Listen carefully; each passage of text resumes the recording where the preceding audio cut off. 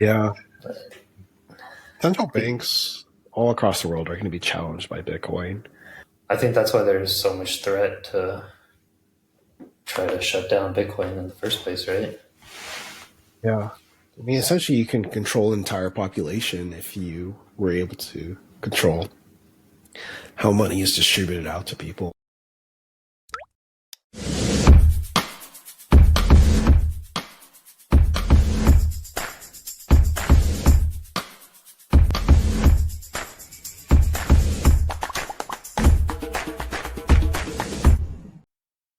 Yeah, we're going to start with El Salvador.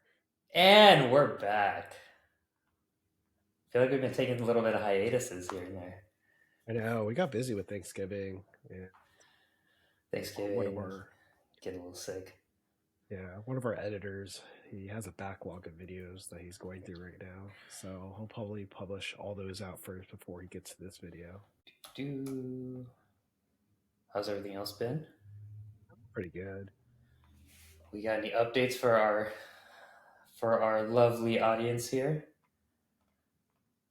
God, there's been so much that has happened in the world of Bitcoin and crypto the last couple of weeks. Um, we didn't really plan for talking about this, but we talked about this offline. Ledger, the hardware wallet, has been running into a lot of different issues lately. I did read that there was a guy who tried to send 21 Bitcoin from Ledger hard wallet to another wallet, and apparently the software gave the wrong address. So this guy essentially sent 21 Bitcoin to an inaccessible address, which is kind of scary. And then a couple days ago, Ledger had some sort of malware on a recent update. So people who were using Ethereum and interacting with certain dApps essentially had their wallets drained because of a error. So not looking good for Ledger right now. It says there's like a wallet drainer code that was added to the library of the repository. Yeah, it's I'm not very technical, so it's hard for me to articulate this part. But my understanding is there was some issue with like JavaScript. Typically, when you have like a Turing complete language, there's a lot of different attack vectors, and this is one of the attack vectors that was susceptible to Ledger. I did also read that this occurred because there was an employee or ex-employee that was phished for credentials, which kind of is very surprising to me. If you're an ex-employee, you shouldn't have access to the repository. So it's kind of like I don't think they're taking security very seriously at Ledger. But changing gears, I mean, we have this article here. El Salvador became the first country to set Bitcoin as legal tender. Now it's offering citizenship for $1 million investments. So you have Bukele here. He's the Salvadorian president. Looks pretty happy. But yeah, he's been getting so much criticism in the community, or no, I shouldn't say the community, but from central bankers about moving to a Bitcoin standard as legal tender. A lot of people have criticized and said, it's not a good thing for El Salvador to go down. I've seen some anecdotal stories where people have gone to El Salvador to try to spend Bitcoin, but there isn't really a whole lot of vendors that are accepting it. Is there? Oh, do you have a paywall? I have a paywall here. Oh, yeah. You want me to share mine? So if you remember it back in I think in 2021, right? Yeah, El Salvador adopted Bitcoin as a form of legal tender. I remember this was like a huge headline because it was the first country to do it. But we didn't hear much ever since. At the end of 2021, they adopted it. They started using it. There wasn't too many people, too many businesses, like you said, that were utilizing this, but it was still a form of payment that they could utilize. But I guess now they're, trying to have other people get citizenship in El Salvador for this reason to get more investors and more people that hold cryptocurrency to come to the country. Weren't there other countries too? Remember, like when there's a vast efflux of people from the U.S. that were going to different countries, other countries were offering X amount to gain citizenship for their country. You remember that whole thing? Yeah, I mean, there was a whole digital nomad kind of movement for a while. Yeah. But let's see. So Thursday's announcement represents a new phase for El Salvador's commitment to Bitcoin by Bukele's unverified pronouncement that his investment in Bitcoin has turned profitable. So did he just wait till like Bitcoin started pumping again? Be like, all right, this is the next bull run, so let's start getting more people to immigrate into El Salvador. Is that his game plan here? Guess so. It's pretty crazy to me to see, like, they're the first country that's essentially going through this experience. So they're I don't asking know. people to make a one-time payment of $1 million in Bitcoin as an investment, essentially for citizenship. It Yeah, says I to mean, start the process, applicants must pay a non-refundable deposit of $999 in Bitcoin and Ether, followed by an unspecified know your customer KYC process. Statement includes government link to application page, which banner says powered by Tether. I don't know about anything powered by Tether anymore. yeah, that's a little bit dangerous. I mean, Tether essentially has admin keys, and Right. if they want to censor your transaction, all they need to do is know what your wallet is, and they could pretty much prevent you from making any further transactions or transfers, swaps, withdrawals. Yeah, I I mean, mean, it's I would love to visit Bitcoin Beach, or things called like El Zonte in El Salvador. I think it'd be pretty cool to experience. But from what I've heard, like not every vendor there takes Bitcoin, but that's essentially been the appeal to a lot of like tourists. Like, hey, come visit this area. It's afford and like it's hip. But if you go outside that zone, and again, this is from anecdotal research that I've done, not a lot of vendors accept Bitcoin yet. right.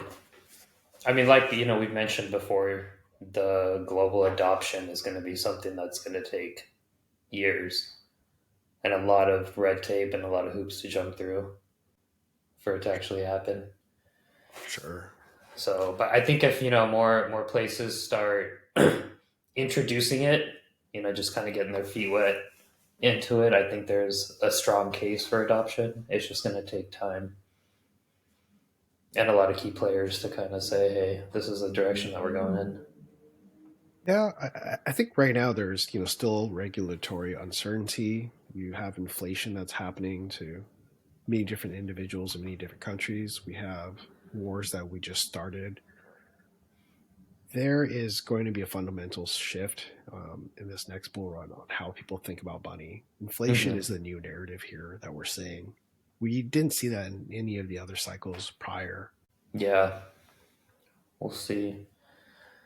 Bitcoin's Uh, many deaths is crypto market past point of no return. so Bitcoin here's has a been declared more times than you think. every time that there's a little taste of a bull run happening, I always see one or two of these articles where they're like, "Oh, Bitcoin's dead, crypto's dead, the whole market is dead," and it's just I just find it funny that anytime there's a high point, all this stuff just pops up, and then anytime there's a low point, there's hundreds or thousands of articles trying to say "I told you so." Yeah. And I think a lot of people that may be writing these articles don't necessarily, they're not really with it. They don't believe in it, or they're just trying to shoot it down. I think. They're definitely not well versed in Yeah, Web3, blockchain, Bitcoin, or crypto. So it's very difficult. A lot of these writings, I imagine, are very abstract. it's just This funny. past, Like if you look at the second paragraph, it says Bitcoin has been declared dead by mainstream media outlets. At least 474 times since 2010. If you're declaring something's dead 400 times and it's still not dead, you kind of got to think about that now. I think it's far more than 474 times. I mean, I've seen some websites that actually track how many times Bitcoin has been called dead, and I've seen like that number, like in four digits, like over 3,000 times. Yeah. Yeah. Peter And Schiff has been a huge anti-Bitcoin advocate. He's definitely a gold bug. And I'll read his tweet off here. A year ago, Bitcoin hit 69,000. One of the main reasons for the spectacular rally was all the leverage that funded unprecedented crypto advertising. speculative buying. The FTX bankruptcy proves the entire rally was a fraud. It will never be repeated. Bitcoin mania is over. What are your thoughts on that? Well, that tweet's from a year ago, so Bitcoin didn't look too good in November of last year, right? Yeah. But like I said, anytime that there's a little dip or something comes out, or like the whole SEC saga was happening, anytime there's negative coverage about Web3, about crypto, about Bitcoin specifically, there's just all these players that come in and try to say, I told you so. And then when that doesn't turn out to be true, they all go back into hiding, back into their shells, and then something else happens and they all come out again. It's like nobody's really consistent. And I don't know, maybe a lot of these people aren't well versed either, or just want to create some stir more than anything else. The biggest thing was, after the fall of FTX, everyone was like, oh, crypto's dead, Bitcoin's dead. Yet we're still here. So I'm like, I think people need to do their homework before they start spewing shit out of their mouth. But One of my family members is comes from central banking. He's a financial advisor. But yeah, he was just so adamant on Bitcoin being a scam.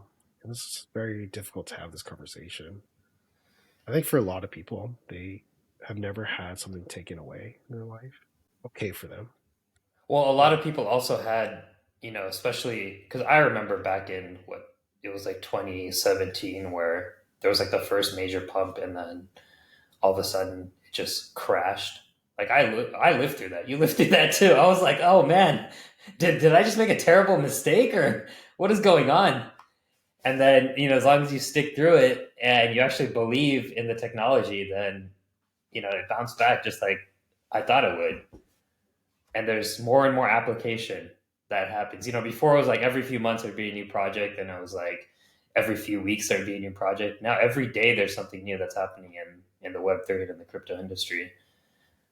So, if there's more companies developing platforms and things with regards to cryptocurrency and with regards to Bitcoin specifically, I don't think it's going anywhere. Plus, an ETF was just officially approved, right? So it's like you're giving a chance for institutional investors to now come in, yet the other side is saying that this is not going anywhere. Like, why would institutional investors be putting money into a technology that's supposedly not going to go anywhere, that supposedly they don't believe in? It doesn't add up. Yeah, you're absolutely right. One of the biggest negative proponents. Oh, let's see. Let's go to that one real quick. This is the other article that we pulled up. So I thought this was really interesting. Bitcoin halving is poised to unleash Darwinism on miners. Strong miners might be out to eat the weak ones, as the reward for mining Bitcoin gets cut in half. So there is the halving happening, I think in April, right, of this year? March or April? Yeah, so the miners are actually trying to get on 420, but I think it'll probably end up being like a few days after. But that's the anticipated date. I read another article where I guess the reward for verifying these transactions and for miners is as low as when Bitcoin was at its all-time high already. It's still 4 months to go, or 3 months to go. So do you think that a lot of the smaller miners are just going to get kind of weeded out, and it's going to consolidate to the biggest, I guess, firms is what we can call them? Smaller miners are going to be gobbled up. They will definitely be less efficient. And at that point, it becomes a cost benefit analysis of, is this machine generating enough profits to cover overhead and enough profit or net profit to continue? If your energy is, very cheap, then it's relatively efficient to still use these smaller miners or these outdated miners in a sense. Mm-hmm. A lot of these big publicly traded, miners that are there. There's like Mara. There's I think Hut 8. They're all stockpiling. Yeah, right. They're all stockpiling, cash and Bitcoin at the moment. I think Mara. It says in this article, Mara has about 800 million in cash and Bitcoin. Hut and Clean Spark is about 170. They just merged. Or no, they merged with another firm, and then Riot has like 70,000 new mining machines with about 300 million. Wow. So I think a lot of these, big miners are just keeping capital ready to essentially deploy when this gets harder. Yeah, it's kind of hard to, I think, run miners. Yeah, I remember we tried we tried making a We tried. miner. You had like 10 computers set up in a closet. I don't think it ever actually turned on and did its thing. I mean, I'm not technical, so I didn't really understand what I was doing. Yeah, we just But I'm kind of put sure it all it's, together and let it run. yeah. Yeah, I think the subsidy for the halving is going to be, what, 3.125 Bitcoin this time around. So right now, it's six and a quarter is like the blockchain or the block reward subsidy. And that's going to get cut in half to 3.125. So essentially, less supply is going to be entering into the market. In theory, the value of Bitcoin, if demand stays the same, should increase. Yeah, I'm excited. I think 3 to 4 cycles from today, it'll be really interesting to look back and see how things play out. Jamie Dimon lashes out against crypto. If I was the government, I'd close it down. It's very funny to me. Every time there's some positive news about Bitcoin, this guy's name always pops up in the negative light.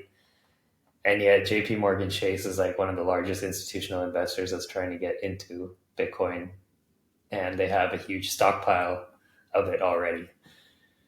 So it's just, I never understood what this guy's saying publicly and yet what he's doing privately, even though everybody knows exactly what's going on. It just never added up. It Yeah. says, Jamie Dimon says, I've always been deeply opposed to crypto, Bitcoin, etc. Is what he said when responding to Elizabeth Warren. The only true use cases for criminals, drug traffickers, money laundering, tax avoidance. If I was the government, I'd close it down. Yeah, that's really difficult to do. You'd have to turn off the internet. I don't see any other way of going about this. Yeah, that's kind of the whole point of it being decentralized, right? Because you can't just flip the light switch off and be like, all right, this is done. So Essentially, with like fiat money, you can control it, you can print more, and it comes at the expense of everyone else. But as long as you're the printer, then you can do whatever you want, right? At the end of the day.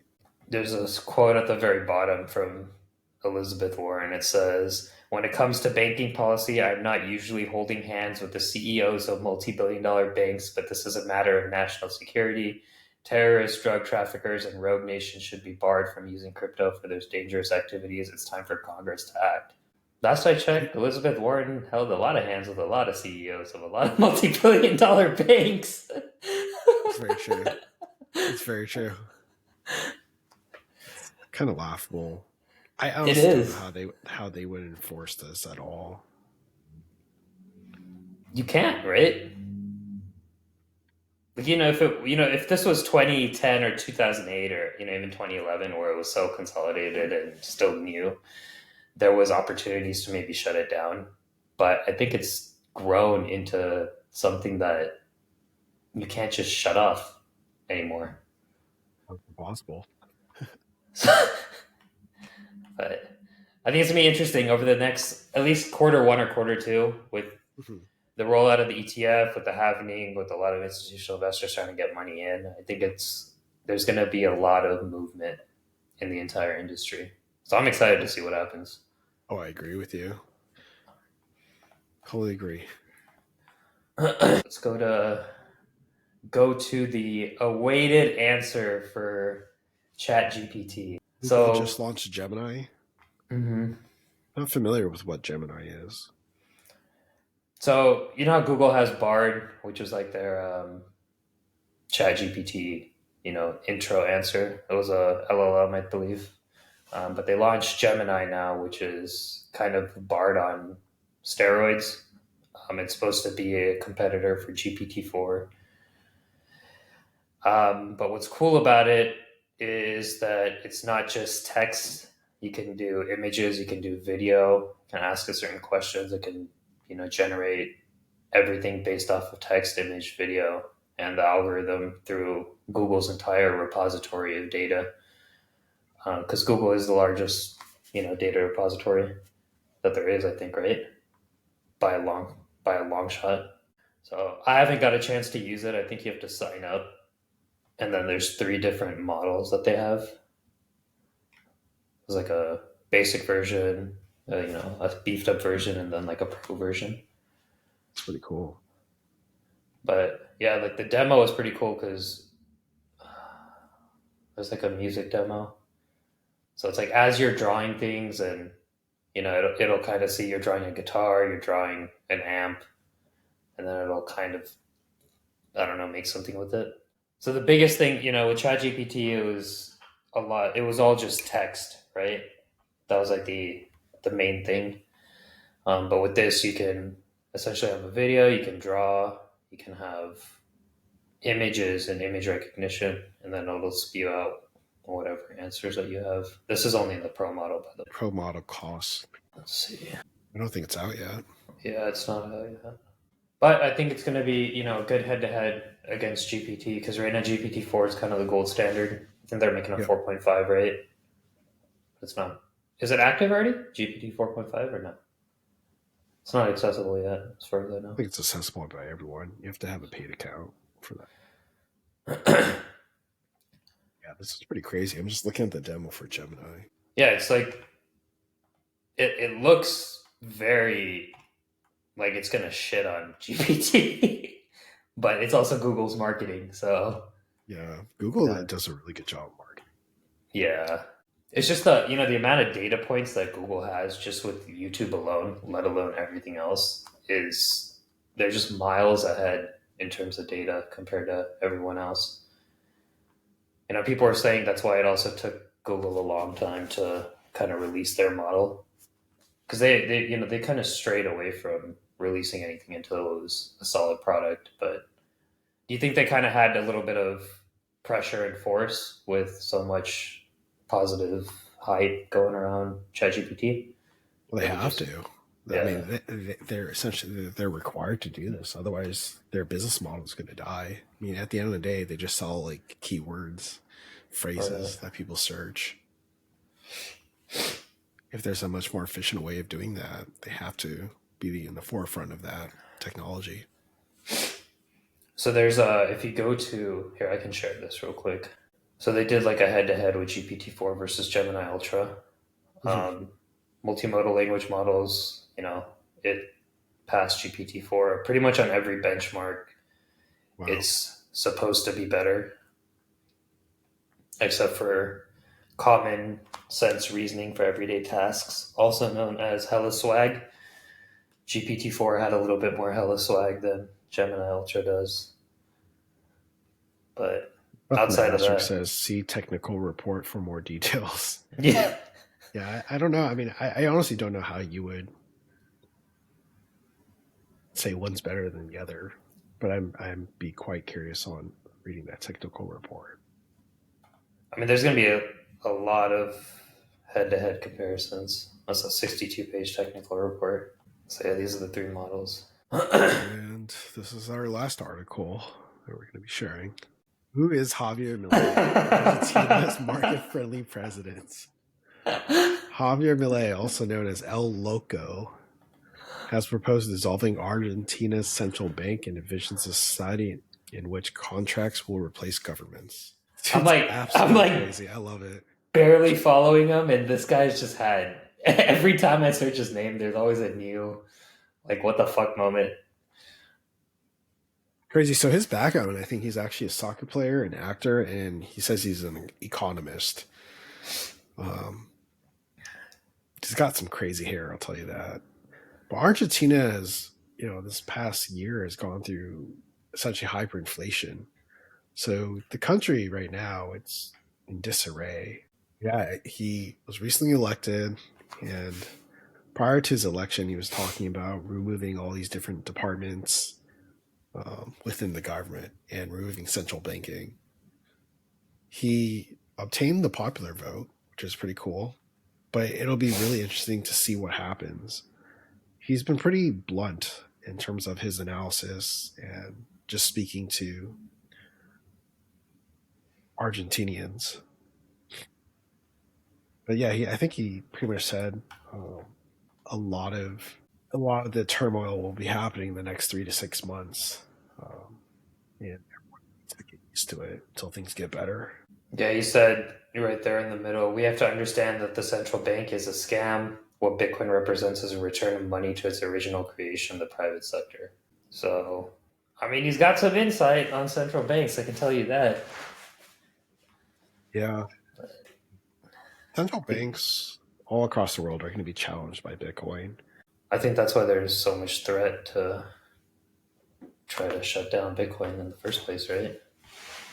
Yeah, I mean, essentially, you can control an entire population if you were able to control how money is distributed out to people. Yeah, Yeah, I'm really intrigued to see what's going to happen with Argentina and the economy because I think they had like hyperinflation over 200% over the last few months, which is just insane. You know, we're at an inflation rate of what? What's reported is about 8%. I think that's true. No, fuck no, it's not true. What? Yeah, That's what everyone wants you to believe. But you know, 8% versus 200% is pretty stark difference. Now, I think for in terms of being on the world stage, kind of what El Salvador is doing, what Argentina is doing, I think they're launch pads to see if small countries can sort of shake up the entire their own economy and see if that can then play on a larger scale. And there's a lot of people that are probably praying for the downfall of these countries because they're trying to shift to a model that's not conventional. But if they do succeed, then I think it's going to be a launch pad for a lot more places that want to just be like, all right, we're kind of fed up with the current system. Let's try to transition into something new. You know, obviously, the bigger the country and the more people, and the bigger the GDP and overall economy and contribution, the harder it's going to be. yeah. I hope it succeeds, though. Javier, you know, I don't know. This guy needs to get a little bit of a lock on his outlandish craziness. I love it though. Yeah, it's great. But it's like, Yeah, is this entertainment or is this like, you know, that's always I'm like, this is part entertainment and part like you have an entire country at your fingertips and you're just kind of doing whatever you want to do. So we'll see. I guess that's it for this episode. Is it? You want to talk about Matthew Perry real quick? Oh yeah, we should definitely talk about Matthew Perry. So here, I'll just share this. So Matthew Perry wrote in his memoir that ketamine, the drug that led to his death, had his name written all over it. Um, Coroners are saying that Matthew Perry's death was caused by acute effects of ketamine. He had undergone ketamine infusions to treat depression and anxiety. Ketamine was not for me as it made him dissociate and think about death. Yeah, I talked to an anesthesiologist about this and sort of my understanding of how ketamine works. It has a very wide therapeutic range, and it does not cause respiratory depression at treatment levels. In order to achieve respiratory depression, which is like the inability to breathe or continue functioning, you need like a huge super therapeutic dose, which is very difficult to achieve in a recreational setting or in a clinical setting. But I think where this anesthesiologist I talked to, he suspects that Matthew Perry died because he was in essentially a body of water in a jacuzzi. He probably went down what's called a K-hole and kind of just wasn't able to move out of the water, I guess. He says the autopsy report contributing factors to Mr. Perry's death include drowning, coronary artery disease, and the effects of buprenorphine. So it's like he had opioids in his system, Yeah, I mean, you know, on top of all everything those else. things are, contributing, right? But to say that the primary reason is ketamine overdose. Yeah, I think it was more of just, you know, something to Yeah. blame as an escape. and they just pick ketamine. LinkedIn, I see a lot of like psychiatrists sort of like kind of angry about who's writing these kind of articles right now. It's all just It seems I so mean, misreported. it is misreported, and part of it's probably pharma having their hand in it, just like they have their hand in everything. So, obviously, ketamine treatment and therapies, and a lot of these companies are new and they're challenging traditional um, pharmaceutical care and traditional pharma stuff. So, if they can find a scapegoat and blame ketamine, they're going to do it. So, but it's sad because I think ketamine treatment has helped a lot of PTSD, a lot of severe cases of depression. Oh It yeah, has for sure. clinical use case for sure. So it's sad to see positive treatments in a negative light. I think that's about it. You got anything else? That's it for me. Okay. Thanks for tuning in. Sunday special episode. We'll probably be back on our normal scheduled time on Friday. So, till next time, y'all. Have a good one. Next time. See ya. Later.